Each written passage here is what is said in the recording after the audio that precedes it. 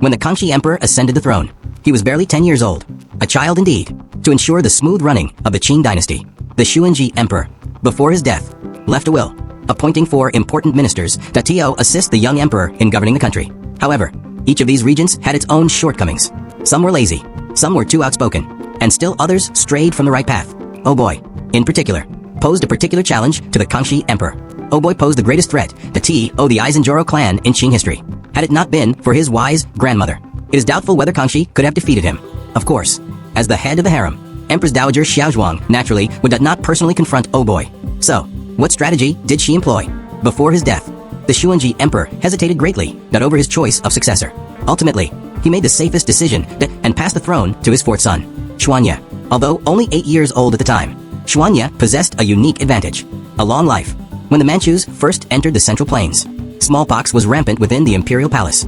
Since the Qing dynasty had yet to develop a vaccine, smallpox was practically a terminal illness for the Manchus. However, while incurable, smallpox was not fatal. A person only contracted it once in their lifetime, and once they survived, they were immune for life. It was precisely because of this immunity that the Kangxi Emperor won the favor of the Xuanji Emperor. At the time, the imperial palace was plagued by smallpox, and the mortality rate was extremely high. If the Xuanji Emperor's chosen heir died of smallpox, the court would undoubtedly be plunged into turmoil.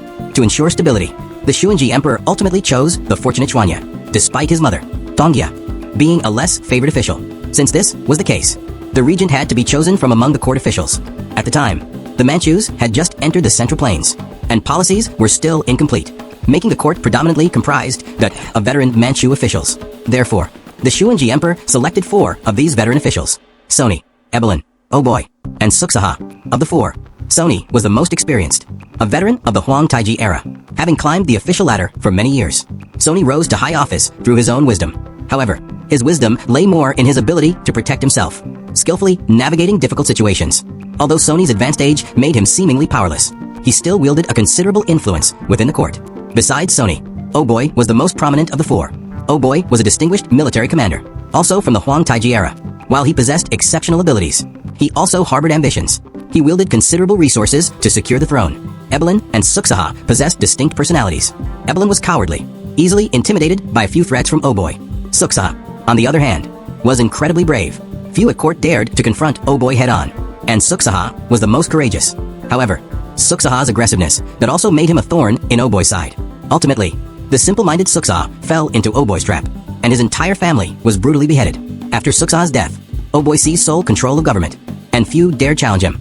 The veteran minister, Sony, chose to play it safe, supporting neither Emperor Kangxi nor Oboi. Meanwhile, Ebelin completely sided with Oboi. Oboi's dissent was not uncommon within the court, but his immense power kept everyone apprehensive. Whenever a major decision was faced, supporters of Kangxi and Oboi offered equal opportunities. Of course, the majority were neutrals, waiting to see who would prevail. Sony was a seasoned strategist, well-versed in the dynamics of the court. Despite his youthful appearance, Emperor Kangxi possessed a deep understanding of political maneuvering. But Empress Dowager Xiaozhuang, out of caution, temporarily restricted his actions. Empress Xiaozhuang believed that Kangxi only needed steady growth. Oboi would ultimately be no match for him. However, Sony's reluctance to immediately side with Kangxi was actually an attempt to exploit this opportunity to further the political advantage for the Heshli clan. Sony, now elderly, naturally needed to consider the family's future.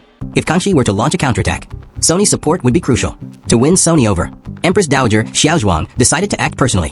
While a personal visit from Emperor Kangxi might seem insignificant, a personal visit from Empress Dowager Xiaozhuang was perfectly appropriate, as such matters required the involvement of elders from both sides. One day, in the 4th year of the Kangxi reign, Empress Dowager Xiaozhuang quietly visited Sony's residence. Sony was bedridden at the time, but upon hearing that Empress Dowager Xiaozhuang had arrived, she knew he would soon recover.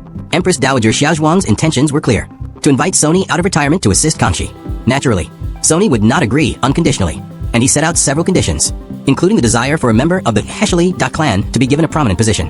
To Sony's surprise, Empress Dowager Xiaozhuang did not propose promoting Sony's son, Sui-tu, but instead set her sights on his granddaughter. That year, Kangxi had turned 12, making him of marriageable age and the time to choose an empress. Although the Heshli clan belonged to the plain yellow banner, it was personally commanded by the emperor, dominated by the Eisenjoro clan, with all other surnames serving as servants. Conventional wisdom would have disqualified the Heshli clan from the empress selection. However, Empress Dowager Xiaozhuang inquired about Sony's granddaughter's age, clearly intending her to become empress.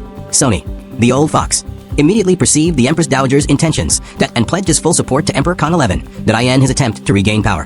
After the Empress Dowager Xiaozhuang announced the Empress candidate, Sony, his previous passive attitude, ceased to wait and see a court, and instead fully supported Khan XI in his fight against Oboi.